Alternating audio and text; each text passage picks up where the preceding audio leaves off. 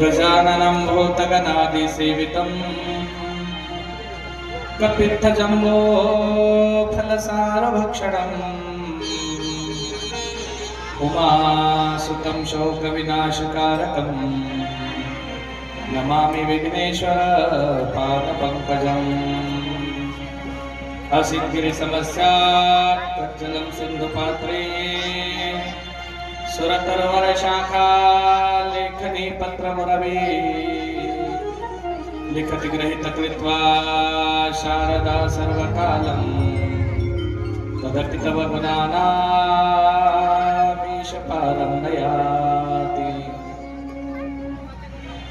मन्दारमाला कुलिकालकाले कपालमाला गिरिशेखराय दिगंबराय च दिगंबराय तस्मै नकाराय नमः शिवाय।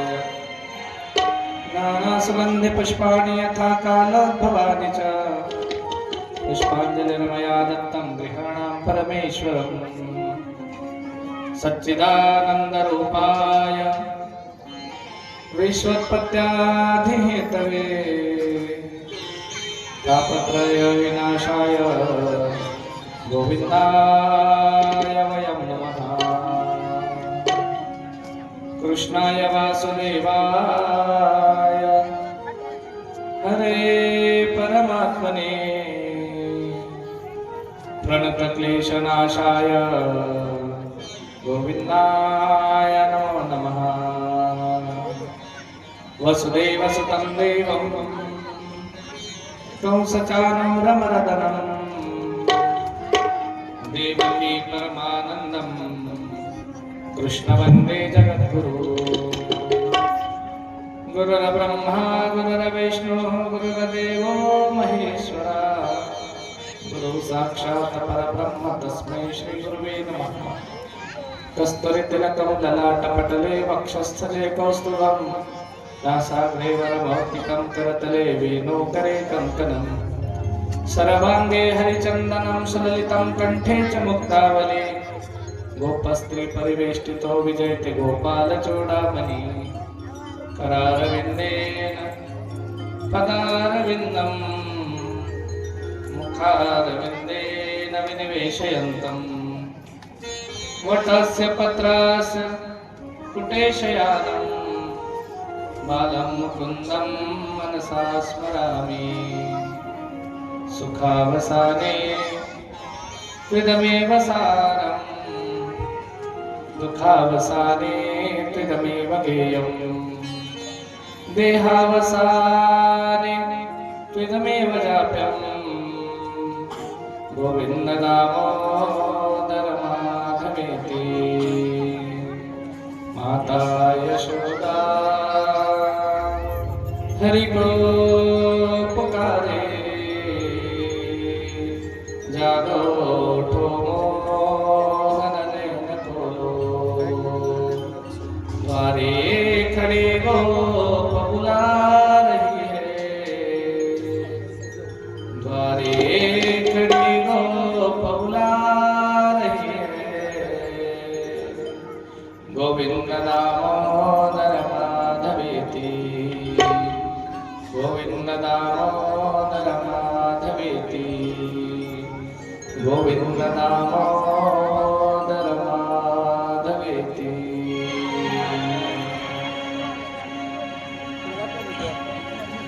श्री कृष्ण गोविंद हरे मुरारी हे नाथ नारायण वासुदेवा। श्री कृष्ण गोविंद हरे मुरारी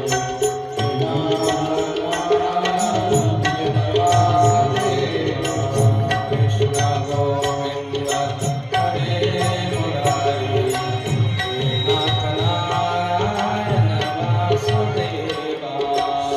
श्री कृष्ण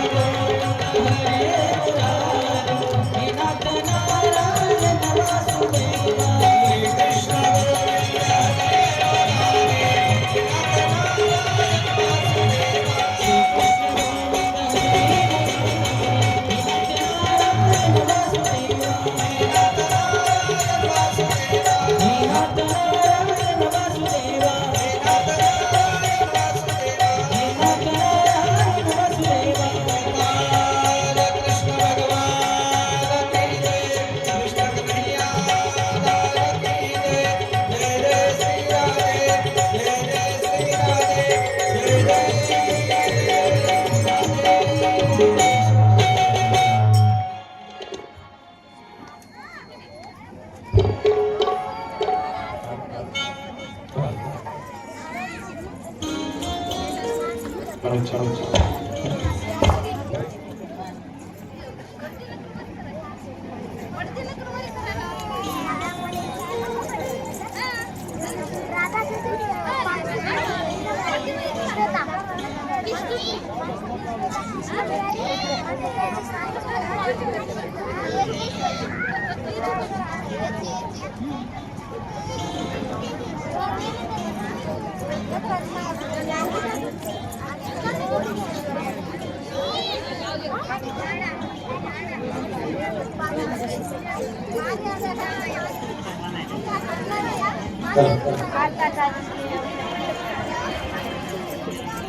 5-10 मिनिटं बोलायसाठी ब्रेक घेऊ का? हो.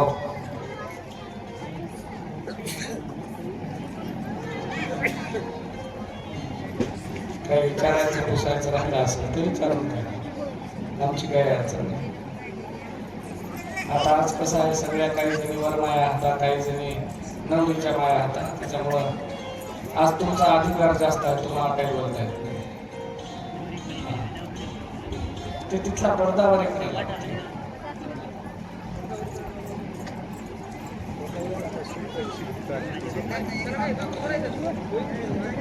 गजाननाच्या, माता सरस्वतीच्या, हनुमंतरायाच्या, माता भवानीच्या, भगवान शंकराच्या आशीर्वादानं आज आपल्या या नगरीचा कथेचा 6वा दिवस. अनंत कृपा आशीर्वाद असलेल्या भगवान परमात्म्यानं तुम्हाला आम्हाला खूप मोठे यश दिले. पण हे सगळं करत असताना कधी कधी मनुष्याच्या जीवनामध्ये कठीण प्रसंग येतात, कधी दुःखाचे प्रसंग येतात. तुम्हीच पैसे तुमच्यापाशीच लिहा. दुःखाचे कठीण प्रसंग येत असतात.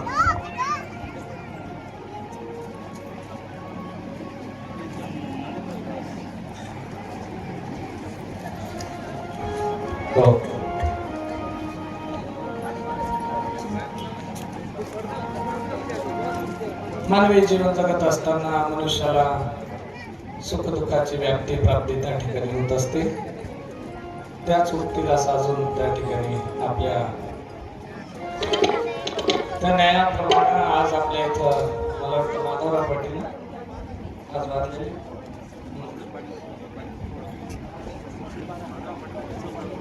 माधवराव पाटील, दशरथ पाटील सोळंके या ज्येष्ठ वडीलधाऱ्या मनुष्याचं त्या ठिकाणी निधन झालं.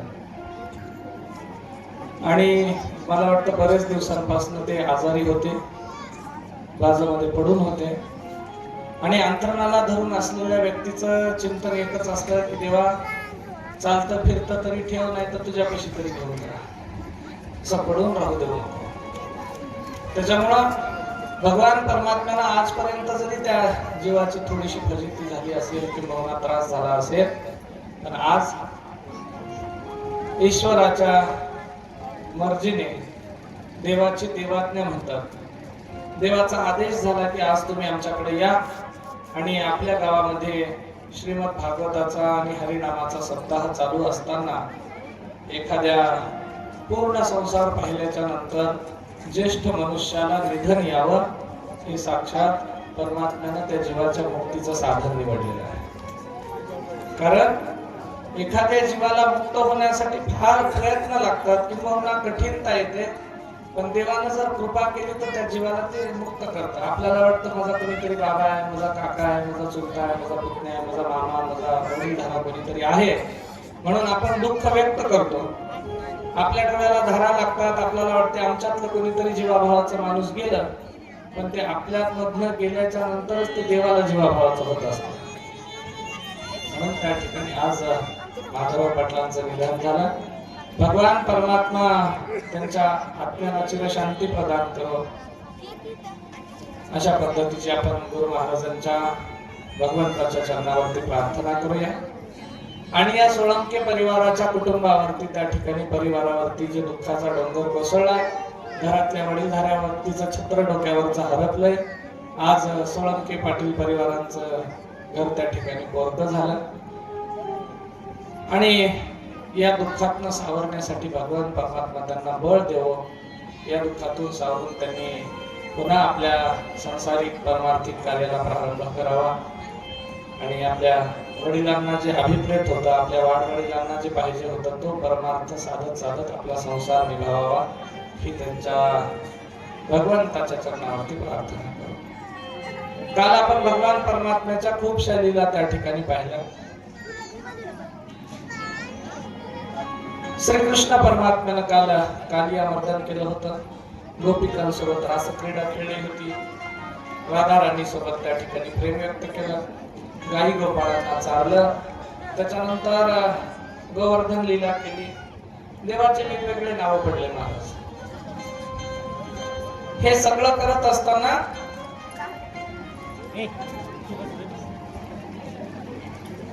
गोवर्धनाचा पर्वत एका करंगळीवर ते धारण केलाय हा नंदाच्या पोरानं. म्हणजे त्याचं बळ सामर्थ्य साधारण नाही. ही चिंता त्या ठिकाणी त्या दुष्ट असणाऱ्या कंसाला सतावते. कंसाने अक्रोजी महाराजांना बोलावून घेतलं आणि आपले सेनापती असणाऱ्या, आपल्या प्रधान असणाऱ्या अक्रोजींना सांगितलं की अक्रोजी काहीही करा, पण हे जे नंदाचं पोरगा आहे का नाही, त्या पोराला इथं घेऊन या. कसं आणायचं?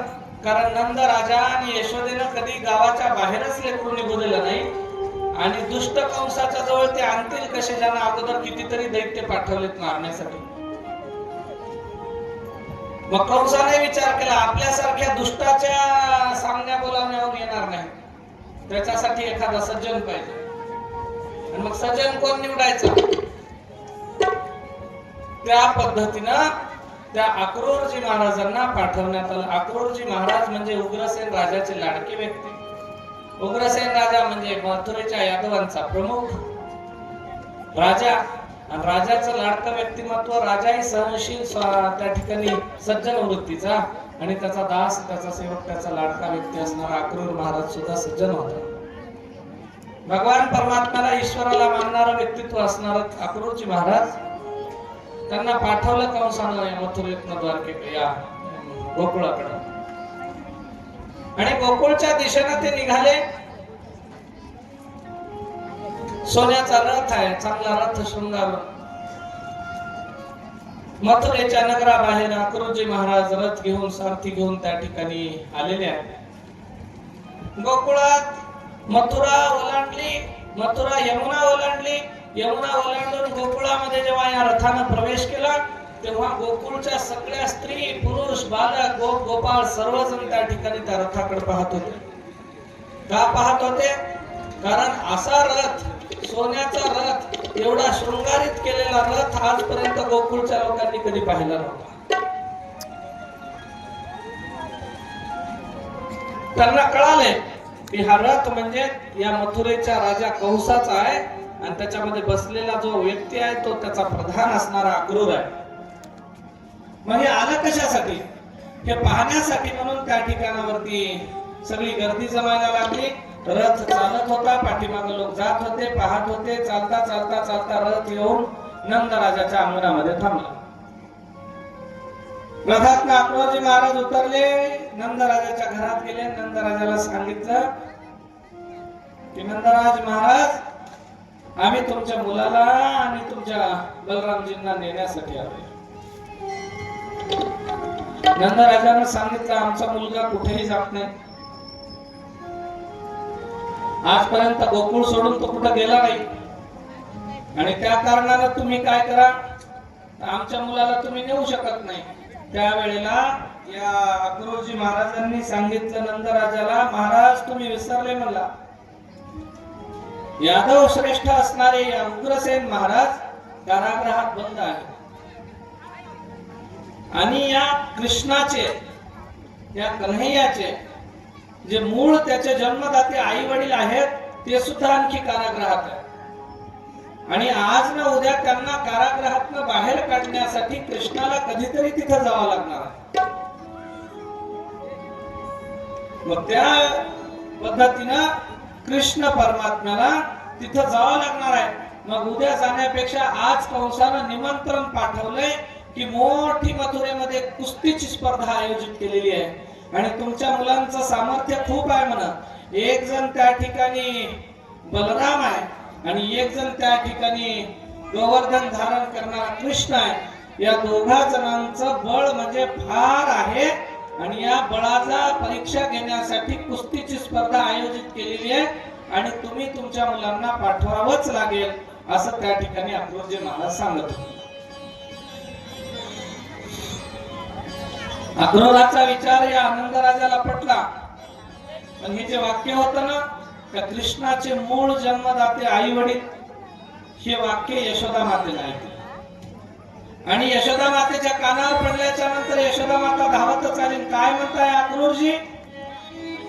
त्याचे मूळ जन्मदाते आई वडील आम्ही आहोत, तुम्ही दुसरं कुणाचं नाव घेताय? त्यावेळेला आता हिला ऐकलं, गड्या कळाले म्हणून त्या ठिकाणी नंदराजाने सांगितलं, यशोदे कृष्ण आपला मुलगा नाही. यशोदा माता म्हणजे काय सांगायला लागला?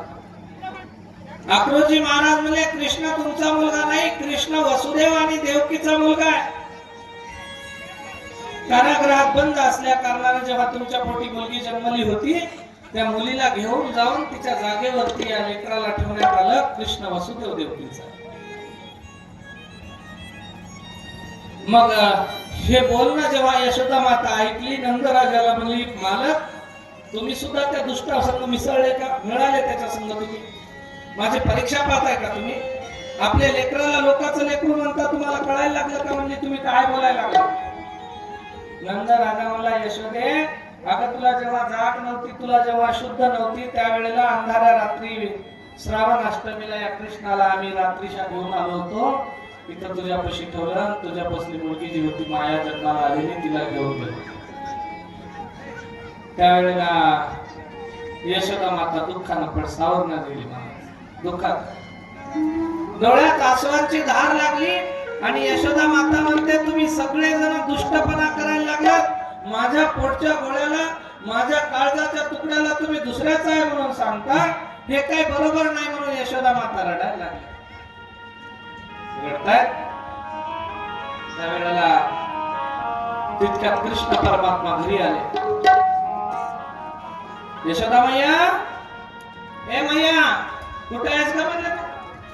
यशोदा माता आपल्या घरात होत्या, रडत होत्या. रडत असताना यशोदा मातेला कृष्णाने हाक मारली आणि देव हात करून पाहतात तर काय आई रडायला लागली. विचारलं, आई आजपर्यंत तुझ्या डोळ्यात मी कधी पाणी पाहिलं नाही, का रडतेस ग? त्यावेळेला यशोदेनं सांगितलं, काना तू माझा मुलगा आहे ना? आई म्हणली, हो. कृष्ण म्हणला, मी तुझाच मुलगा आहे.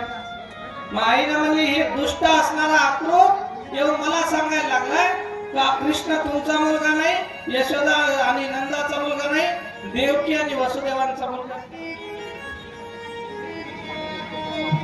कृष्ण परमात्मा म्हणले, अगं आई मला जन्म जरी वसुदेव आणि देवकींनी दिला असला तरी मी तुझाच मुलगा आहे. यशोदा माता म्हणल्या, म्हणजे तू सुद्धा तेच म्हणायला लागला का तुझे जन्मदाते आई वडील म्हणजे वसुदेव आणि देवकी आहेत? हो ग आई, नियतीचा नियम आहे, माझ्या जन्मदात्या माता पितांचे नाव वसुदेव आणि देवकी आहेत. पण तू काळजी करू नको, हा कृष्ण आयुष्यभर यशोदानंदनच म्हणून त्या ठिकाणी नावारूपाला येईल. अरे तो तुला नेण्यासाठी आलाय म्हणे अक्रूर. यशोदा माता म्हणजे, अक्रूर तुला न्यायला आलाय? कृष्ण परमात्मा म्हणजे, जावं लागेल काही, कारण तिथं माझे जन्मदाते आई वडील मथुरेचे राजा उग्रसेन महाराज कारागृहामध्ये बंद आहेत, त्यांना सोडवावं लागेल. आणि हे बोलणं जे चालू होतं, घरात जे दुःखाचा प्रसंग होता, दारामध्ये थबकलेल्या त्या ठिकाणी गवळणींनी पाहिलं, ऐकलं आणि गवळणी विचारायला लागल्या यशोदा मातेला, ए यशोदे, यशोदे काय चालू आहे का तुझ्या घरामध्ये?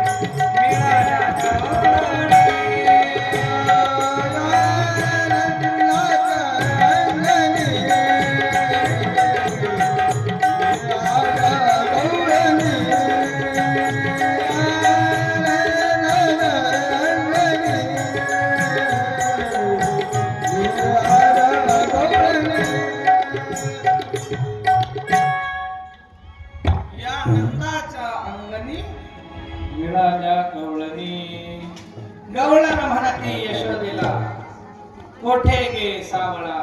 कृष्ण कुठे का रथ शृंगारीला. गवळणी विचारायला लागल्या. कृष्ण परमात्मा अक्रूरजी महाराजाला म्हणले, अक्रूरजी महाराज इथं काही आता जास्त वेळ थांबण्यात मजा नाही. का? कारण या गवळणी जर मला अडवायला सुरुवात केल्या.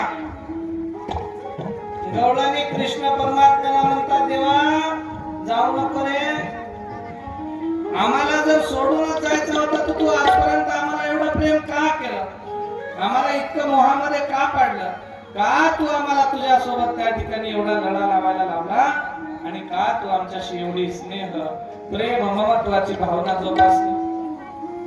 आमचा असा अर्धवट तुला जर घात करायचा होता तर का आमच्या जवळ आलास तू. तुझ्या रूपाकडे पाहिलं की आम्ही आमच्या मनाची भ्रांती हरपत होतो. तुझ्या चेहऱ्याकडे, तुझ्या सुंदरतेकडे, तुझ्या या स्वरूपाकडे पाहिलं का आम्हाला आमचे दुःख हरपल्यासारखे वाटायचे, आम्हाला प्राण आल्यासारखा वाटायचा, आणि तू म्हणजे आमचा प्राण आहेस असं समीकरण झालं होतं. आणि तू जर आम्हाला सोडून जाणार असशील तर मग आम्ही जगायचं कसं आणि राहायचं कसं. कृष्णा सांग रे. त्यावेळेला कृष्ण परमात्म्यानं सांगितलं, मला जावं लागेल. नियतीचा नियम आहे, ज्या कार्यासाठी माझा अवतार झालाय ते कार्य मला पार पडावं लागणार आहे. गवळणी म्हणले, अरे मग तुला आम्हाला सोडूनच जायचं ना, जा खुशाल, पण अगोदर आमचा प्राण घे, आम्हाला मारून टाक म्हणजे अगोदर. कारण जेव्हा एखाद्या गंगेमध्ये पाणी जर नसेल तर त्या गंगेचं अस्तित्व काही राहत नाही. त्या पद्धतीनं एखाद्या मनुष्याच्या शरीरातला प्राण काढून घेतल्यावर त्याला कोण पुसते. म्हणजे कृष्णा तू आमचा प्राण आहेस, आम्हाला सोडून जाऊ नको. कृष्ण परमात्म्याने अक्रूरजी महाराजांना सांगितलं, चला लवकर. त्या गवळ्याने त्या अक्रूराला शिव्या द्यायला लागल्या. महाराज गवळणी अक्रूराला म्हणतात, चांडाळा, दुष्टा, अरे का आमचा घात करायला आलास, कशासाठी तू एवढ्या आमच्या वाईटावरती कपलेला, आणि त्या दुष्ट असणाऱ्या कंसानं तुला इथं पाठवलं, आमचा तू कृष्ण नेत नाहीस, आमचा प्राण घेऊन चालला. म्हणले कंसाच्या त्या दूताला, त्या अक्रूराला सगळ्या गवळणी शिव्या द्यायला लागल्या. आणि मग कोणी भगवान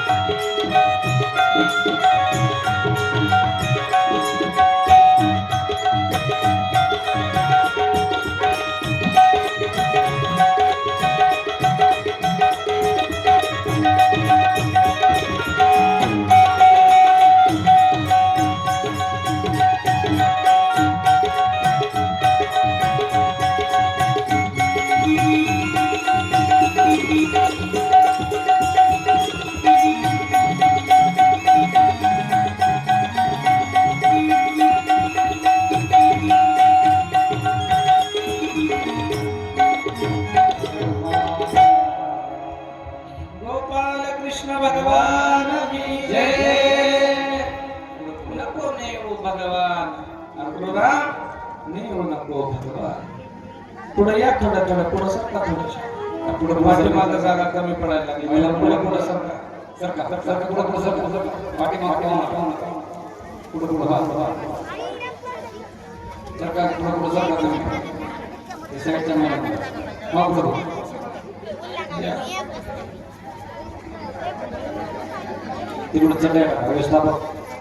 व्यवस्थापक मंडळी पुरुषासाठी मॅट घ्या तिकडे त्या म्हणतात. पुरुष मंडळ ती मॅट घ्या त्या म्हणतात.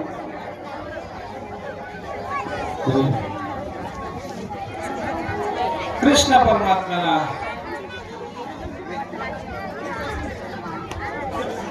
कुर्बानी करताना ते निंदन करताना अशाच बोलतात बघा.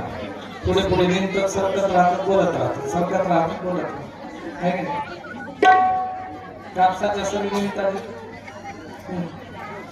का तुला माहित आहे की नाही, तिच्या घरी असं झालंय म्हणा, तुझी पार्टी दिली आणि माझी पार्टी दिली, असंच चालते. कोणतंही काम सांगा महाराज, हातानं काम करायचं त्याला सुद्धा तोंड वाजवावंच लागतं आणि पूर्ण शरीरानं काम करायचं त्यालाही तोंड वाजवावंच लागतं. जिथं तोंड वाजवा म्हणलं तिथं तोंड वाजवत. हरीचं नाम गायन करा, भगवंताचं नामस्मरण करा, देवाचं नाम संकीर्तन करा, त्याची नामाची गुणगान महिमान भजन गा, काहीतरी त्याचं चरित्र गा. हे मात्र त्या ठिकाणी मनुष्याला लवकर लक्षात येत नाही. बाकीच्या गोष्टी म्हणजे की पटकन नको म्हणता करावयाच्या वाटतं. भगवंताच्या जणू काही जाण्यानं आमचा जीव जाणार आहे असं गवळणींना वाटत. म्हणून गवळणी अक्रूराला शेवटी अगोदर शिव्या दिल्या. चांडाळा आमचा घात करायला टाकला. विनंती करून पाहिली, अक्रूरा नेऊ नको म्हणजे आमच्या देवाला. अनन्य प्रकारे त्या ठिकाणी गवळणींनी विनंती केली, पण नियतीचं जे लिहिलेलं आहे ते पूर्ण झाल्याशिवाय राहत नाही. कृष्णाला जाणं होतं. भगवान परमात्मा जायला निघाले, पण देवाचा जीव ज्या व्यक्तीमध्ये अडकलेला आहे ती देवाची परमप्रिय श्री राधा राणी सरकार.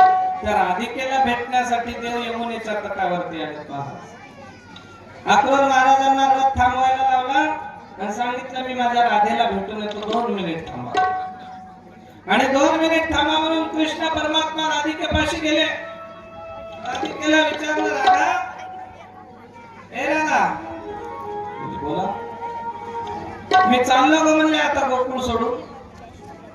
राधेला अगोदरच वार्ता माहिती होती, राधा रुसलेली होती. आणि राधिकेने सांगितलं, जा ना, मग कशासाठी आलात म्हणे तुम्ही या ठिकाणावरती कशासाठी आलात? राधेने सांगितलं, कृष्णाने सांगितलं, मी जाता जाता तुला भेटून जाण्यासाठी आलो. राधा म्हणजे आता काय भेटायचं राहील? कृष्णाने सांगितलं, मी आता गेल्याच्या नंतर पुन्हा येणार नाही. अरे मग अर्धवट धोकाच द्यायचा होता माझ्या प्राणाचं. त्या ठिकाणी अशा पद्धतीने तुला हेटाळणी करायची होती, माझ्या जीवाची अशी फजिती करायची होती, तर मग माझ्याशी तू प्रेम का केला? काय गरज होती तुला माझ्यासोबत प्रेम करण्याची? मला जीव लावला, माझं चित्त चोरलं, माझी मर्जी तुझ्यावरती आहे. मी सर्वस्व पणाला लावून तुझ्याशी राहिले, तुझ्याशी प्रेम व्यक्त केलं. लोक मला हसत होते. अयन यादवाच्या घरी मला लग्न रूपानं जरी दिलं असलं तरी माझं प्रेम तुझ्यावरती होतं. आणि तू मला सोडून जातो म्हणतोस, मग जा, काही हरकत नाही. राधा कृष्ण परमात्मा अगं जाता जाता बोलून भेटून प्रेमाचे 2 शब्द. काय प्रेम करायचं आहे म्हणजे आता काय आहे, शिल्लक काय राहिला? शेवटी तुझ्या आणि माझ्यामध्ये घर, संसार, व्यवहार, व्यापार आलाच की म्हणली, मग या प्रेमाला अर्थच काय राहिला? कृष्ण परमात्मा म्हणजे राधे, तुझ्या माझ्या मनामध्ये यायला आपण 2 असलं तर आतमध्ये त्या ठिकाणी काहीतरी व्यवहार अडथळा येईल. आपली शरीर जरी 2 असली तरी जीवाना प्राणाना आपण 2 जण एकच आहोत. राधिकेला कृष्ण सांगतात. राधिका म्हणजे, अरे तू जातोस, तू मस्त त्या मथुरेच्या राज्याच्या त्या ठिकाणी आनंद घेशील, त्या राज्यात त्या ठिकाणी आता बोलून जाशील, राजपाठामध्ये तू राहशील, आम्ही गावाकडच्या स्त्रिया, आम्ही सामान्य खेड्यात राहणारी लोक, आणि आमची तुला काय आठवण येईल, तू आनंदाने जगशील म्हणले, पण आमच्या काळजाचे तुकडे तुकडे व्हायला लागले, त्याला कोण पाहणार? कृष्ण परमात्मा म्हणले, राधा तुझ्याशिवाय माझं सुद्धा अस्तित्व नाही का, मला सुद्धा आनंद होत नाही म्हणले, पण काय करू, नाईलाज आहे, मला जावं लागेल, मला काय तिथं आनंद होत नाही. माहित आहे म्हणले, तुझ्यासारखं बोलणं, तू पहिलेच त्या ठिकाणी काय म्हणतात लोक, तुला चोर आहे म्हणतात, लोक तुला काय म्हणतात, निष्ठुर आहे म्हणतात, थोड्या करणारा आहे म्हणतात. त्या पद्धतीने आता तू लबाडी बोलायला लागला, तू खुशीत खुशीत त्या ठिकाणी आनंदाने राहशील म्हणले. कृष्ण परमात्मा म्हणले, आपल्या कमरेची बासरी काढली, त्या राधिकेपाशी दिली. राधिकेला म्हणले, राधा हे बासरी घे म्हणले. अगं मी जसा कळता झालो, जसा लहानपणापासून मी बासरी हातात घेतली, आजपर्यंत या बासरीने सर्वांना आनंद दिलाय. आणि जेव्हा जेव्हा दुसऱ्यांच्या मुखावरती मी आनंद पाहत होतो, त्या बासरीने छेडलेल्या स्वरांचं समाधान लोकांच्या चेहऱ्यावरती जेव्हा पाहत होतो, तेव्हा माझ्या सुद्धा हृदयाला इतकी प्रसन्नता आणि इतका आनंद व्हायचा. ही बासरी म्हणजे माझा आनंद आहे, आणि मी माझा आनंद तुझ्याकडे सुपूर्द करून चाललो राधिके. याच्यानंतर कृष्णाच्या जीवनामध्ये बासरी कधी वाजवली जाणार नाही, मी माझा आनंद तुझ्याशी अर्पण करेन. राधा राधिका म्हणली, नियतीनं जर मला कधी संधी दिली, आणि नियतीनं जर आपल्याला पुनर्जन्माला घातलं, तर मी नियतीला विनंती करेल म्हणली की पुढच्या जन्मामध्ये तू राधिका होशील आणि मी कृष्ण होईल. तुलाही कळायला पाहिजे म्हणजे अर्धवट प्रेमाला सोडून जाताना यातना काय असतात, मनुष्याच्या भावना काय असतात, आणि त्या ठिकाणी दुःख काय असतात. कृष्ण परमात्म्याने उरावरती छातीवरती त्या ठिकाणी जगत ठेवला.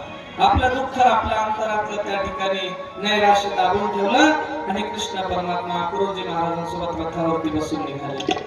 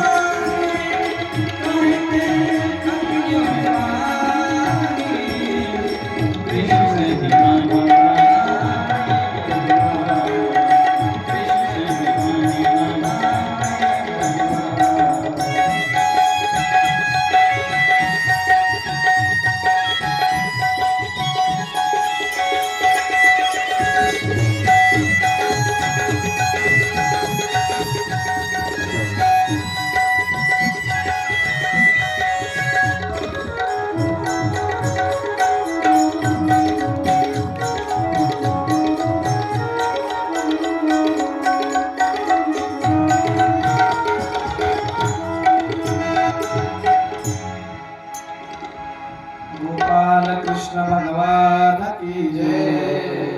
काहे तेरी अखियों में पानी. राधा कृष्ण परमात्म्यापासून विलग झाली.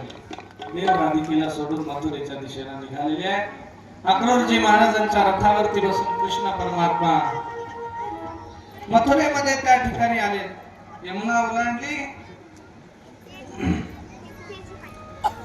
आणि मथुरेमध्ये जेव्हा प्रवेश झाला, या कंसाने एक पिसाळलेला हत्ती कृष्णावरती चाल करून सोडले.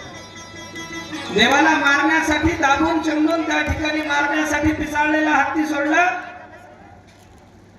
धावत पळत आलेल्या पिसाळलेल्या मनमस्त हत्तीनं कृष्णावरती हमला करायचा. आला हत्ती आणि देवावरती त्या ठिकाणी चाल करून जात असताना जेव्हा देवानं त्याला आपलं सुदर्शन चक्रधारी स्वरूप दाखवलं, एका क्षणार्धामध्ये हत्ती देवाच्या पुढे नतमस्तक झाला. आश्चर्य केलं मथुरेच्या लोकांनी. अरे हे आहे का म्हणजे कृष्ण, हे आहे का यशोदेचा त्या ठिकाणी पुत्र, हा आहे का देवकीचा देवकी नंदन, हा नंद राजाचा मुलगा, हा वसुदेवाचा मुलगा, हा कृष्ण आहे ज्याने पुतण्यासारखी राक्षसी मारली. बरोबर आहे म्हणले. कसा हत्ती त्याच्या समोर नतमस्तक झाला. आणि या हत्ती नतमस्तक झाल्याच्या नंतर कृष्ण परमात्मा रथावरून उतरले जात आहे. कुठं? राजा कंसाने जिथे कुस्तीची स्पर्धा ठेवली त्या ठिकाणी जात असताना वाटेमध्ये कृष्ण परमात्मा चालताना एका कुबडीची त्या ठिकाणी धडक झाली. कृष्ण परमात्मा धक्का लागला, कुबडी खाली पडली. देवानं हळूच तिला उठवलं. ती म्हणली, देवा मला हात लावू नको रे. या मथुरेमध्ये लोकांनी मला बहिष्कृत केल्यासारखं जीवन प्रदान केले. मी शरीरामध्ये वाकडी आहे, कुबडी आहे, माझ्या पाठीवरती कुबाड निघालेला आहे आणि मला कोणी जर पाहिलं तर आपिशी लागल्यासारखं वाटतं. आणि तू मला हात लावायला लागला, मला उठू नको, मला धक्का लावू नको, मला स्पर्श करू नको. देव म्हणले असं काही नसतं. कृष्ण परमात्म्याला पडलेल्या कुबड्या कुबज्या म्हातारीला त्या ठिकाणी उठवलं, तिच्या पाठीवरनं हात फिरवला आणि सरळ त्या ठिकाणी ताठ अशी कुबज्या त्या ठिकाणी बनवली. तिच्या पाठीवरचं कुरूप हाड त्या ठिकाणी ते कुबाड निघून गेला महाराज आणि देवानं कुबजेचा उद्धार केला. पुन्हा लोकांना आश्चर्य झालं.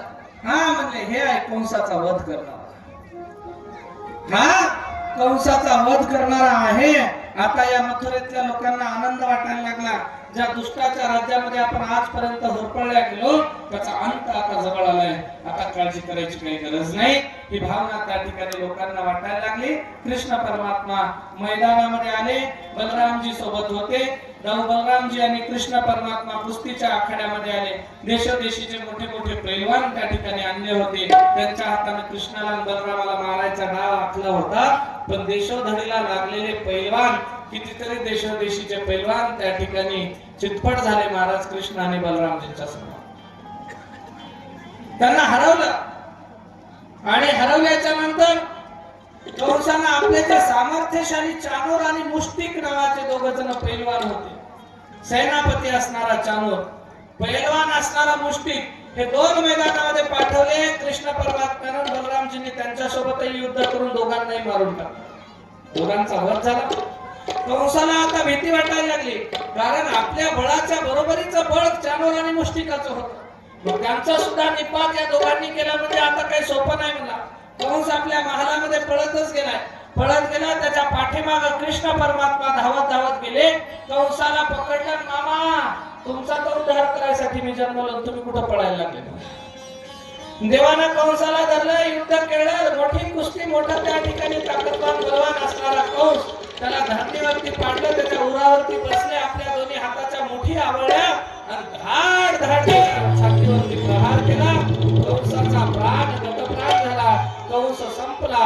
पृथ्वी आनंदाने हर्ष उल्हासाने नाहून निघाले आणि सर्वांनी कृष्ण परमात्म्याचा जय जयकार केला. गोपाल कृष्ण भगवान की जय. देवानं कंसाला संपवलं आणि पृथ्वी पापाच्या ओझ्यात मुक्त झाली. परमात्मा श्री कृष्ण खाली करा, खाली करा. परमात्मा श्री कृष्ण भगवान आपल्या आईकडे वडिलांकडे कारागृहामध्ये गेले. त्यांना सोडवलं. मग मथुरेच्या त्या राजा असणाऱ्या उग्रसेन महाराजांना सोडवलं. त्यांना कारागृहातून बाहेर काढून उग्रसेन महाराजांचा पुन्हा राज्याभिषेक राज्याच्या गादीवरती त्यांना बसवण्यात आलं आणि कृष्णानं आपलं अवतार कार्य त्या ठिकाणी बालपणीचं पूर्ण केलं. आता कंस मारल्या गेला म्हणून जावाई किती जरी खराब असला तरी सासूला आवडते की आवडते?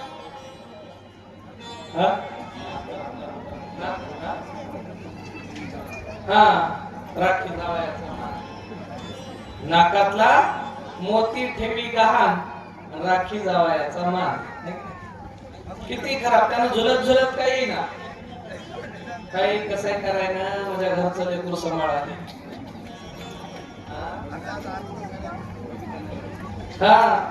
माझ्या बबीचा नवरा पिंकीचा नवरा जावई बापू बोला मामी काय करू खा काही करा. पिंकीला विचारलं पिंके काय काय काय करू म्हणजे तुझ्या नवऱ्याला खायला काही कर म्हणजे काही सोडत नाही सगळंच खाते.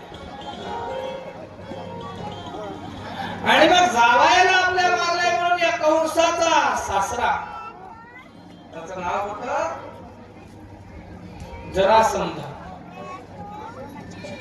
मगध नरेश असणाऱ्या राजाचा मुलगा जरासंध. जरासंध महासामर्थ्यशाली. मगधच्या राजाच्या पोटी त्याच्या पत्नीच्या पोटी 2 पिंडाचे गोळे जन्माला आले. 2 पिंडाचे गोळे जन्माला आले. मांसाचे गोळे जन्माला आले. लेकरू जन्माला नाही म्हणून राजाने 2ही पिंड गोळे त्या ठिकाणी जंगलामध्ये नेऊन फेकायला लावले. जंगलात फेकल्याच्या नंतर तिथं ते गोळे एका राक्षसीने पाहिले आणि राक्षसीने त्या ठिकाणी गोळे पाहिल्याच्या नंतर तिने त्याच्यावरती तंत्रक्रिया जादू प्रयोग केला आणि 2ही गर्भाच्या मांसाच्या गोळ्यांना एकत्र केलं. त्याच्यापासून एक सुंदर बाळ तयार केलं आणि ते बाळ त्या ठिकाणी या राजाला मगध नरेशाला आणून दिलं. मायावी आहे, ताकदवान आहे, सामर्थ्यशाली असणाऱ्या लेकराला मगध नरेश राजापाशी आणले आणि दिल्याच्या नंतर तू कोण आहे तिने सांगितलं माझं नाव जरा आहे. मग या लेकराचं नाव ठेवताना जरा नावाच्या राक्षसीनं 2 मांसाच्या गोळ्यांची संधी केली. परिणामी जरासंध नाव त्याचं ठेवण्यात आलं. तो सासरा होता कंसाचा. त्याला राग आलाय, जावायला मारले. परिणामी या जरासंधानं 1 नव्हे 2 नव्हे 3 नव्हे 18 वेळा आक्रमण त्या ठिकाणी मथुरेवरती केलं. ज्या ज्या वेळेला तो आक्रमण करी त्या त्या वेळेला मथुरेच्या लोकांना घाम फुटायचा, कारण त्याचं सामर्थ्य बळ इतकं होतं. त्याचा सामना कोणी करू शकत नव्हतं. कारण कृष्ण परमात्म्याला माहित होतं प्रत्येकाची मरण्याची वेळ, मरण्याची जागा आणि प्रसंग एका ठिकाणावरती ठरलेला आहे. मग देव प्रत्येक वेळेला त्यांना लढाईला आला की देव पळून जायचे. त्यांना लढाईला आला की देव निघून जायचे, पळून जायचे. 18 वेळा आक्रमण झालं. आता कृष्ण परमात्मा म्हणजे या मथुरेमध्ये राहण्यात काही मजा राहिली नाही. प्रत्येक वेळी कोणताही शत्रू आला आपल्या राज्यावरती आक्रमण करायला. एवढं सोपं आपलं राज्य झालं. मग आता काय करायचं? सगळ्या यादवांची बैठक घेतली, सगळ्यांना सांगितलं ऐका म्हणजे आपण काय करू, आता आपण मथुरा सोडून देऊ. मथुरा सोडायची? लोक म्हणले काय येड लागलं, काय पुढं लागलं, काय मथुरा सोडायची, कुठं जायचं, आपल्याला कोण आसरा दे, आपण कुणापाशी जायचं? त्यावेळेला भगवान परमात्म्याने विश्वकर्माजी महाराजांना बोलवलं. देवशिल्पी असणारे विश्वकर्म्यांना भगवान परमात्म्याने विनंती केली, हो विश्वकर्मा महाराज, आमची एक तुमच्या चरणी विनंती आहे, करता का? विश्वकर्मा म्हणजे देवा तुम्ही जगाचे मालक आहात, आमच्या सारख्या देवांचे देवा, आणि तुम्ही आम्हाला विनंती करावी मला वाटतं का? सांगा म्हणजे काय आमच्यासाठी आदेश आहे, आम्ही तुमची सेवा करू. त्यावेळेला विश्वकर्म्यांना भगवान श्रीकृष्णाने सांगितलं या मथुरेच्या यादवांसाठी एक सुंदर अशा पद्धतीच्या नगराचं निर्माण करा. ते नगर सोन्यानं मढलेलं असलं पाहिजे. सोन्याच्या नगराची निर्मिती करा आणि ते कुठं असावं तर समुद्रात पाण्यानं चौकडं वेढलेलं असावं अशा ठिकाणी आमचं नगर निर्माण करा. अशी त्या ठिकाणी नगरी करा म्हणून या काय म्हणतात देवशिल्पी आपल्या विश्वकर्मा महाराजांना सांगितलं. कुबेरजी महाराजांच्या धनाचा उपयोग करून विश्वकर्मा महाराजांनी एक प्रभास पाटण क्षेत्रामध्ये गुजरात नावाच्या प्रांतामध्ये समुद्राच्या आतमध्ये त्या ठिकाणी सोन्याची अशी सुंदर नगरी उभी केली आणि त्या नगरीला नाव दिलं द्वारिका. द्वारिका नावाची नगरी उभी केली. मथुरेचे सगळे यादव द्वारिकेला राहण्यासाठी आले. आल्याच्या नंतर त्या ठिकाणी उग्रसेन महाराज म्हणजे आता नगर नवीन आहे, राज्य नवीन आहे, सामर्थ्यानं कृष्णाचं निर्माण झालं. मग आता या नगराच्या गादीवरती आपण बसायचं नाही, तर या नगराच्या गादीवरती त्या कृष्णालाच इथला राजा करूया आणि त्यालाच राजगादीवरती बसवू. म्हणून कृष्ण परमात्म्याला त्या द्वारका नगरीचा राजा म्हणून घोषित करण्यात आलं. राज्याभिषेक झाला, गादीवरती बसवलं आणि कृष्ण परमात्मा द्वारिकाधीश कृष्ण झाले. बोल द्वारिकाधीश भगवान की जय.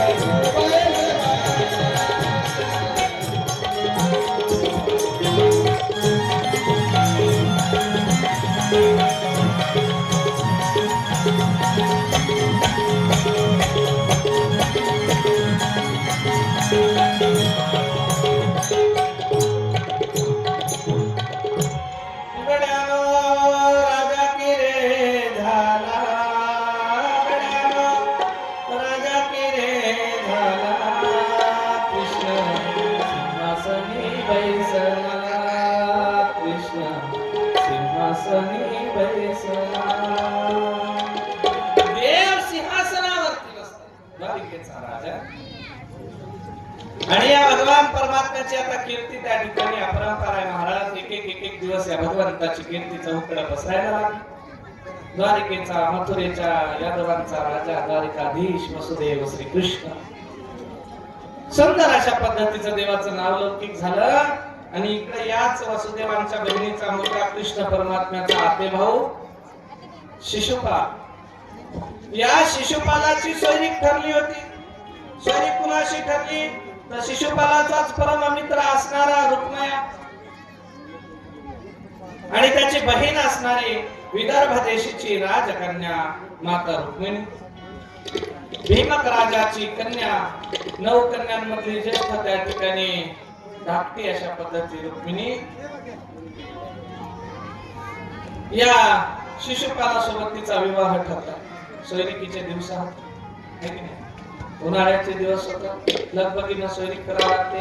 पटकन पुढच्या महिन्यामध्ये साखरपुडा, त्याच्या पुढच्या महिन्यामध्ये शारांती, त्याच्या पुढच्या महिन्यामध्ये टिळा आणि लग्न. आणि मग या शिशुपाला सोबत सोयरीक ठरली. पण या रुक्मिणीला शिशुपाल पसंत नव्हता. हो, रुक्मिणीला शिशुपाल पसंत नव्हता. कारण या रुक्मिणीनं कीर्ती ऐकली होती द्वारिकेच्या राजा कृष्णाची. आणि राजा कृष्णाची कीर्ती ऐकली. जेव्हापासून हिनं ऐकलं यादवांना सोडवलं, कंसाला मारलं, सामर्थ्यशाली आहे असं तसं जेव्हा जे त्याचं नाव ऐकलं तेव्हापासून ही त्याच्यावरती मोहित झाली. आता रूप पाहायला पहिल्याच्या काळामध्ये इंस्टाग्रामही नव्हतं, व्हिडिओ कॉल करून त्याला बघतो म्हणून. व्हॉट्सअपही नव्हतं, एखादा मेसेज टाकून त्याची फोटो मागवतो. पण लोकांच्या लोकमुखातनं त्या ठिकाणी ऐकलेली कीर्ती ही रुक्मिणी मातेला त्या ठिकाणी कृष्ण परमात्मा पसंत आले आणि तिने त्यांना सर्वस्व अर्पण केलं. आपल्या मनात कृष्णाला त्या ठिकाणी पती मानलं. भगवंताला पती मानल्याच्या नंतर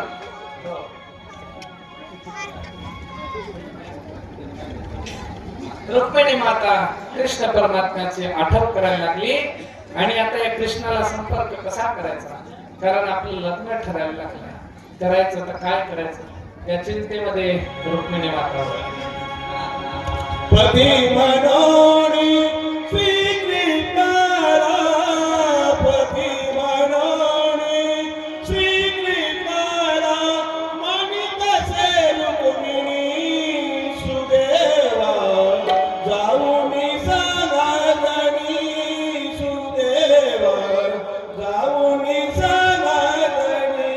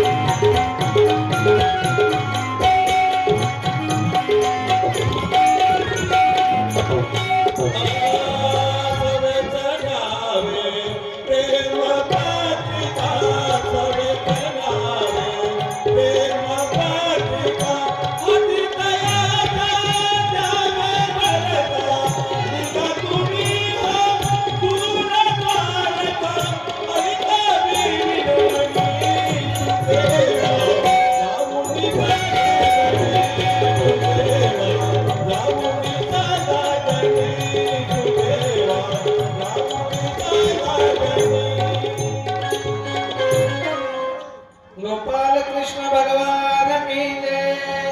वसुदेवा जाऊनी जरी कृष्ण परमात्मा आता रुक्मिणी माता मनातल्या मनात पती मानायला लागली, मानली. पण आता घरच्याला सांगावं तर सोयरीक ठरलेली आहे, आपली फजिती होईल. नाही सांगावं तर आपल्याला त्याच्याशी लग्न करायचं नाही, मग करायचं तर काय करायचं? त्यावेळेला रुक्मिणी मातेनं इकडं काय नवीन काही निर्माण झालं का? देव निघालाय काय एखादा? हा, त्यात बसायचं कोणीकडे बघायचं? एखादी आली का कोणती धुरपत माय कोणती? धुरपतमायचे दिवस आता इकडं चालल्याच्या देवीला गाडीला कृष्ण परमात्म्याला रुक्मिणी मातेनं प्रेमपत्र काय म्हणतात त्याला? लव लेटर पाठवलं. आता त्या काळात काय कबूतर जा जा जा पहिले प्यार के पहिले चिठ्ठी साजन को या कबूतर जा जा ते नव्हतं. काळ जुना आणि काय व्हॉट्सअप पण फोनही नव्हता, मेसेजही नव्हता, पत्रही नव्हतं. पत्र पाठवायचं नेमकं कोणाच्या हाताने प्रश्न पडला. त्यावेळेला एका दूताला आपल्या रुक्मिणी मातेनं बोलवलं, त्याला सांगितलं हे पत्र जाऊन कृष्णाला पाठव. कृष्ण परमात्म्याकडे पत्र आले, दूतानं पाठवलं. पत्राचा मजकूर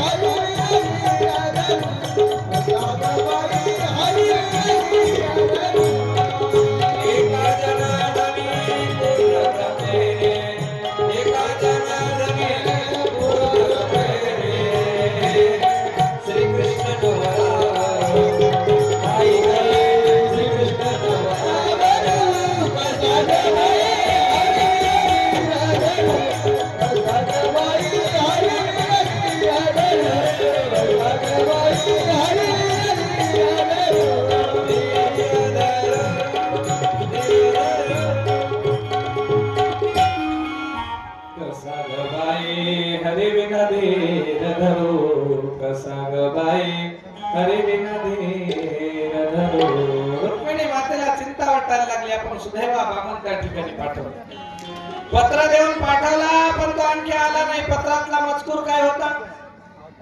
हॅलो हा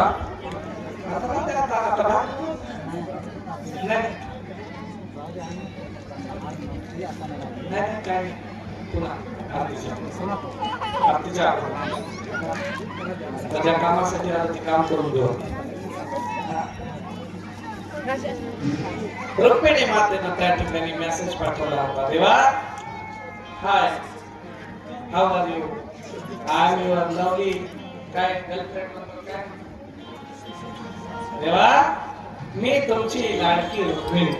देवा माहिती नाही कोणती रुक्मिणी आहे. तेव्हा त्या इंस्टाग्रामवर कोणाची ओळखही नसते, फॉलो रिक्वेस्ट येतो. मी तुमची लाडकी रुक्मिणी, भीमक राजाची मुलगी, मी तुमच्यावरती प्रेम करते, मी तुमच्यावरती जीव ओवाळून टाकलाय, मी माझं सर्वस्व त्या ठिकाणी तुम्हाला अर्पण केलं, पती मानले. अमुक अमुक दिवशी अमुक अमुक वेळेला माझं लग्न ठरलंय. त्याच्या अगोदर तुम्ही जर जमलं तर या आमच्या कुलदेवीच्या या मंदिरापाशी या, मी तिथे येते. तिथून तुम्ही मला रथात बसून तुमच्या घराकडे घेऊन जा. मला शिशुपालासोबत लग्न करायचं नाही, मला तुमच्याशी लग्न करायचं. ती म्हणाली अलीकडे कोणी पोरी पळून जायला लागले, आताच नव्हतं पळून जायचं नाही. पण तेव्हाच प्रेम हे साक्षात भगवान परमात्मा लक्ष्मी स्वरूप हे असणार. त्या ठिकाणी रुक्मिणी माता ईश्वर, त्यांची बरोबरी तुमच्या आमच्या सारखं नाही. ते काळानुरूप एक प्रेमाचा संदेश, एक स्वयंवराचा संदेश द्यायचा होता. रुक्मिणी मातेचं पत्र त्या कृष्ण परमात्म्याला पोहोचलं. देव म्हणले आता हिला आपण पाहिलंय नाही, हिला बघितलंय नाही, पण तरी देखील मेसेज आला. चला म्हणले काहीतरी रिप्लाय द्यावा लागेल. मग काय द्यायचा? देवानं त्या ठिकाणी ठरलेल्या दिवसाला, ठरलेल्या वेळेला या विदर्भ राज्याच्या कुलदेवीच्या मंदिरापाशी येऊन थांबले. रुक्मिणी माता आपल्या एक दासी सोबत देवीच्या दर्शनाच्या निमित्तानं आल्या. दासीला सांगितलं, बाई इथून तुझा माझा राम राम, घरच्याला सांगून दे. ती कृष्णासोबत गेली. आता कृष्णासोबतच लग्न करणार आहे, तिथंच राहणार. द्वारिकाधीश कृष्ण परमात्म्याला त्या ठिकाणी रुक्मिणी मातेनं बोलावून घेतला. कृष्ण परमात्मा त्या ठिकाणी कसं आहे महाराज, देवानच केलंय, मग आम्ही केल्यानं काय झालंय हे आताच म्हणतात. देवानं केलं, आम्ही केल्यानं काय होते?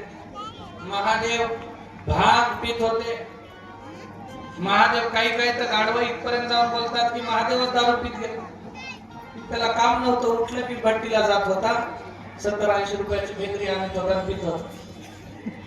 आम्ही केलं तर काय केलं? महादेवानं जगाला न परवडायचं हलाहल विष पिलं होतं.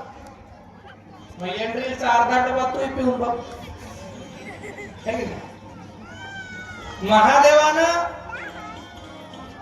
गळ्यामध्ये सर्प धारण केला. तू अंगणामध्ये निघला तर इतकं किरळून निघलं तर भिवून पडतोस. महादेवाने डोक्यावरती चंद्र धारण केला. जगाला शांती दिली.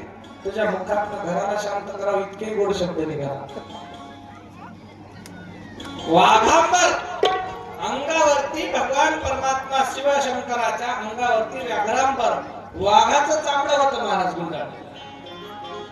हो, इच्छू निघाला तर हातभर पडायचा तू आणि महादेवाची बरोबरी करता. शंभूच्या नावानं हा चीअर्स. न बोलता चुकीचं आहे महाराज. खुशाल व्यसन करतात माणसं, खुशाल दारू पितात, गांजा ओढतात, पुड्या बिड्या खातात आणि त्या ठिकाणी देव लोकांना बदनाम करतात. देवानं केलं, देवानं केलं. देवानं वाघावर बसणारी बायको केली होती. हो, देवानं वाघावर बसणारी बायको केली होती. वाघावर बसलेली सुद्धा आपल्या मुठीत ठेवली होती. तू कार मध्ये बसून आलेली तुला मुठीत ठेवते, हे की नाही? काय सामर्थ्य असेल महाराज, काय चरित्र असेल भगवान परमात्म्याचं. तुमची आमची काय देवाचं खरं तर या दोष असणाऱ्या वाणीनं आपण देवाचं नाव घ्यायच्या योग्यतेचे सुद्धा नाही कधी कधी पाहायला. पण आम्ही देवाला दूषित लावतो, दूषण त्या ठिकाणी देतो, हे चुकीचं आहे. भगवान परमात्मा श्री कृष्णांना ज्या पद्धतीने बोलवलं होतं त्या पद्धतीने देव हजर झाले. रुक्मिणी माता आल्या, आपल्या सोबतीला सांगितलं, बाई मी चालले. आई वडिलांना खुशाल राहा म्हणावं. मला शिशुपालासोबत लग्न करायचं नव्हतं, पण वडिलांच्या मोठ्या भावाच्या समोर त्या ठिकाणी मी बोलू शकले नाही, म्हणून मी कृष्ण परमात्मा वासुदेव द्वारकाधीशासोबत निघून चाललेले. रुक्मिणी माता रथावरती बसल्या, कृष्ण परमात्म्या सोबत निघालेल्या. शिशुपाळ आणि या रुक्मिणीला ही गोष्ट कळाली आणि शिशुपाळ रुक्मिणीला गोष्ट कळाली. दोघे त्या ठिकाणी युद्ध करण्यासाठी कृष्णाच्या समोर धावून आले. देवाने शिशुपाळ आणि रुक्मिणीचा पराभव केला, दोघांनाही हरवलं. खाली मान घालून घराकडे पाठवून दिला. कृष्ण परमात्मा रुक्मिणी मातेला या द्वारिका नगरीमध्ये घेऊन आले. रथावरनं बसून रुक्मिणी माता कृष्ण परमात्मा जात आहेत. नगरातले लोक पाहायला लागले, वा वा वा वा, म्हणजे आपल्याला राणी आली, आपल्याला पट्ट राणी आली, या द्वारका नगराची राणी आली, आता राज्य भरून दिसेल. असं तसं त्या ठिकाणी सगळे कृष्ण परमात्म्याचा जयघोष करत होते आणि देवाला त्या ठिकाणी आता आपल्या परमात्म्याची त्या ठिकाणी पट्टराणी आली म्हणून शुभेच्छा देत होते, देवाची स्तुती गुणगान करत होते आणि सर्वांनी त्या ठिकाणी रुक्मिणी मातेचं यथाउचित स्वागत केलं, सन्मान केला. बलरामजींचं लग्न पूर्वीच पार पडलं होतं, नंतर कृष्ण परमात्म्याचं लग्न करायची तयारी या द्वारका नगरीमध्ये सुरू झाली. स्वर्गातल्या देवांनाही लाजवावं अशा पद्धतीचा सुंदर विवाह सोहळा त्या द्वारका नगरीमध्ये आयोजित झाला. सुंदर सुंदर पद्धतीनं सगळ्या विधी लग्नाच्या पार पडत होत्या. पूर्वीच्या काळातले लग्न 8-8, 10-10 दिवस लागत.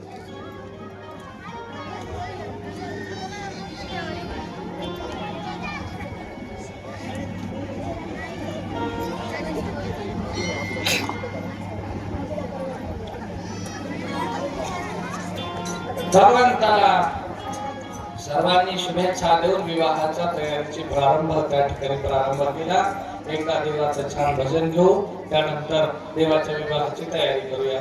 गोपाल कृष्ण भगवान के ज्ञानोबा माऊली तुकाराम, ज्ञानोबा माऊली तुकाराम, ज्ञानोबा माऊली तुकाराम, ज्ञानोबा माऊली तुकाराम, ज्ञानोबा माऊली तुकाराम, ज्ञानोबा माऊली तुकाराम.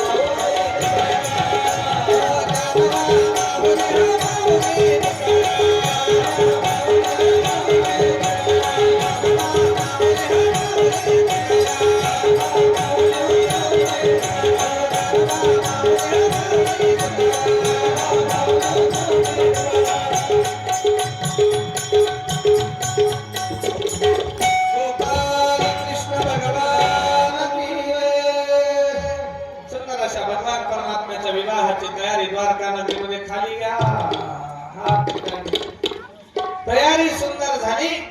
अवघ्या स्वर्गीच्या देवलोकांनाही लाजवावा अशा विवाहाचा सुवर्ण त्या ठिकाणी सोहळा त्या द्वारका नगरीमध्ये साजरा होत होता. सुंदर पद्धतीने सर्व विधी क्रिया पार पडल्या, देव कार्य पार पडलं आणि भगवान परमात्म्याचा विवाह प्रारंभ होण्याची वेळ जवळ येऊन ठेपली आणि कृष्ण परमात्म्याचा विवाह सोहळा प्रारंभ व्हायला लागला. भगवंताचा आपण सुंदर पद्धतीने स्वागत करूया. आनंदाच्या टाळ्यांमध्ये, टाळ्यांच्या जयघोषामध्ये भगवंताचं स्वागत करून लागलीच विवाहाला प्रारंभ होईल. या ठिकाणी रुक्मिणी आणि कृष्ण परमात्मा यांचा स्वयंवर विवाह सोहळा त्या ठिकाणी सुरुवात होईल. गोपाल कृष्ण भगवान की जय.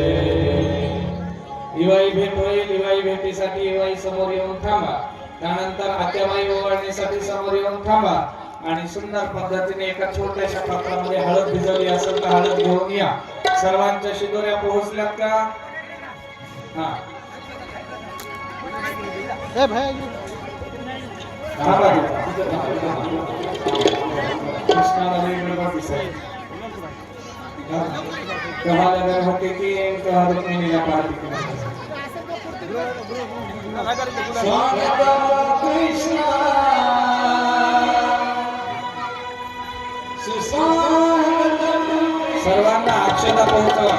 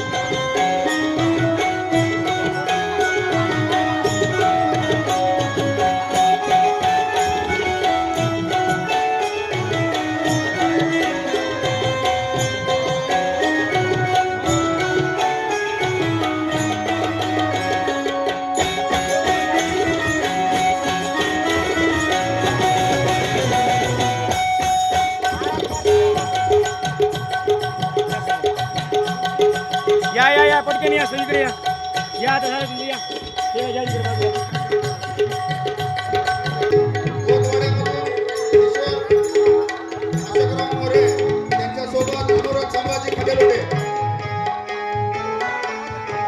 ओ टाका गुलाल टाका, जास्त टाका गुलाल, जास्त टाका, जास्त टाका. पहिली युवा भेट आता चालू आहे.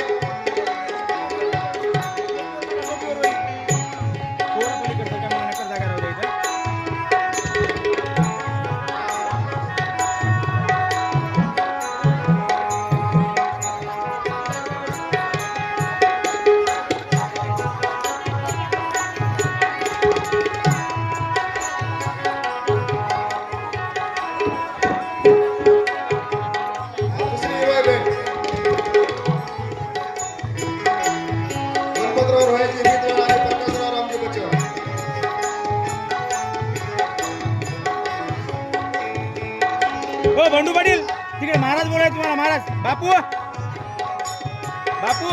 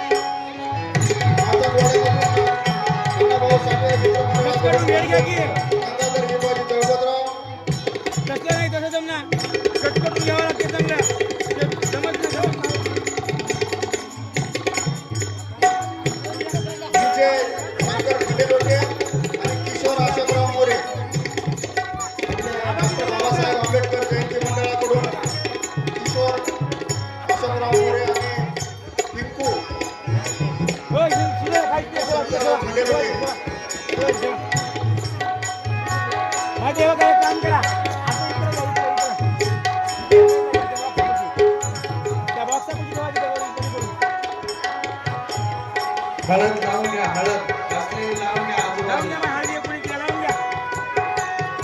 कोणाच्या पंचमीमध्ये गुलाल असेल तर गुलाल लावून वाटून द्या द्या. हळदीला. गुलाल हळदी लावून द्या कोणी तिला हळदी. कोरड्या नाही भिजून लावायचं नाही, भिजून. आपल्या नवरीचे मामा रंग खेळायला कोरड्या करून लावायला. गंगू पाटील तुम्ही काय नाही पाणी लावून सोळंके द्या. आणि नवरदेवाचे मामा असणारे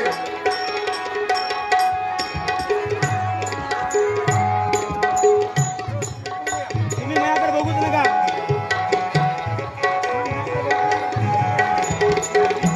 नवरदेवाचे मामा मारुतराव जयवंतराव मुत्तेमवार. नवरदेवाचे मामा तुम्ही आहेत. गंगू पाटील सोळंके. चला किशोर अशोकराव गोरे आणि पिंकू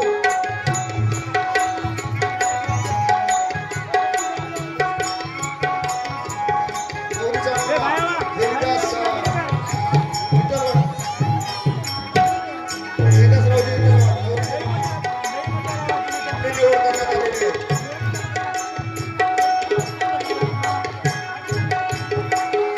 अमोल सुरेशकर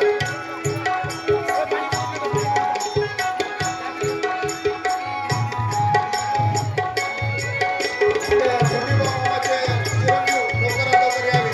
तुमचं नाव माहित नाही आम्हाला. चला लवकर या भेटी. अमोलचा भाऊ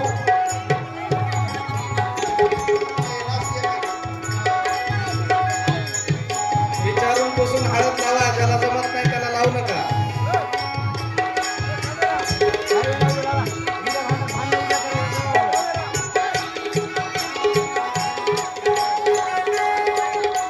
सुरेशकर कंपनीकडून एक सदस्य पाठवा घेऊ. ए बारका सरक रे, बारका सरक. ए, सरक बारका. हो. डबल घ्या, डबल घ्या, डबल घ्या. वाघमारे कोणी आहेत का वाघमारे? शिराजी सुरेशकर आपण लवकरात लवकर स्टेजकडे यायचे आहे. या लवकर या. हो तुम्ही कसं काय पुसल्या? गंगाधर हिरबाजी जळगाव आणि पिराजी राहू द्या तू. सुरेशकर. हो अण्णाभाऊ लावा सांगली पाठीमागे, लावा तिकडे. मित्रांनो. जा ना का पलीकडे लवकर जा, या. पलीकडे. आपल्याला वेळ खूप झालाय. पुन्हा आणखी नवरदेवाला लहानपणी खूप लई सुपाचं वारं खाल्लंय म्हणून पाणी पडायचं.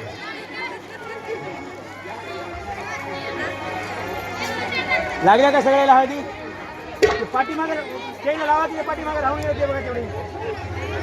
चला या सुरेशकर या.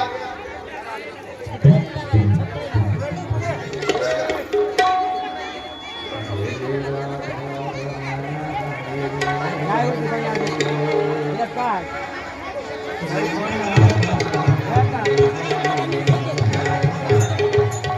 अशा पद्धतीनं या ठिकाणी कार्यक्रम झाली. संपन्न झालेला आहे. आता त्यावेळेस विवाहाला सुरुवात होईल. आजूबाजूला थांबलेल्या सर्व भक्त मंडळी हळदी हनुमान देण्याची हळदीवाले आटोप घ्या. आता हळदीवाले आटोप घ्या.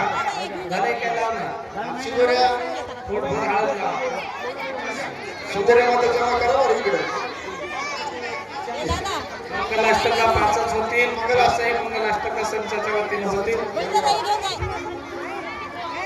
एक जो बापा म्हणतील पहिली मंगलाष्टक आमचे त्याच्यानंतर बाकी नाही संचाचे राहू द्या, जवळ राहू द्या. पुन्हा देशाला राहू द्या. आणि लगन झाल्यावर द्या. आणि वरांचे हा. मामा वरांचे मामा बंडू पाटील काळजी कर नका, मी चेक डबे जमा करून देतो. माझ्या घरी डबेवर यायचं आलो. विठ्ठलवाड दैदासराव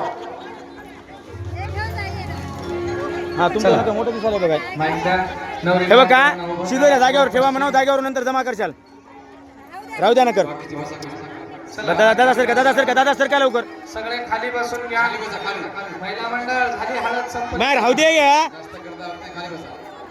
लग्नाचा दिवस आलाय. राहू द्या, राहू द्या. सर का वा वा वा वा. काय लय शिदोऱ्या आल्या ना. एकदा या शिदोऱ्या बनवणाऱ्या माऊलीसाठी टाळ्या वाजवा. चकायच्या हळदीचे हात हात. आम्हीच बनवल्या, आम्हालाच वाजवायला होता.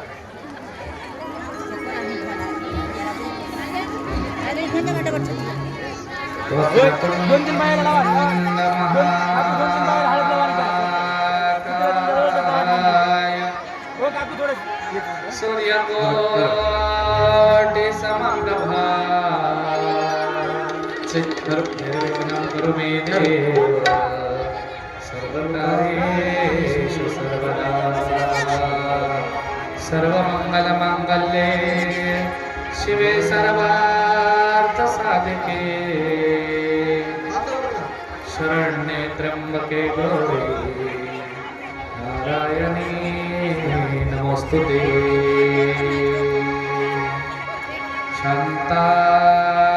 शान्ताकारं भुजगशयनं पद्मनाभं सुरेशं विश्वाधारं गगनसदृशं मेघवर्णं शुभाङ्गं लक्ष्मीकान्तं कमलनयनं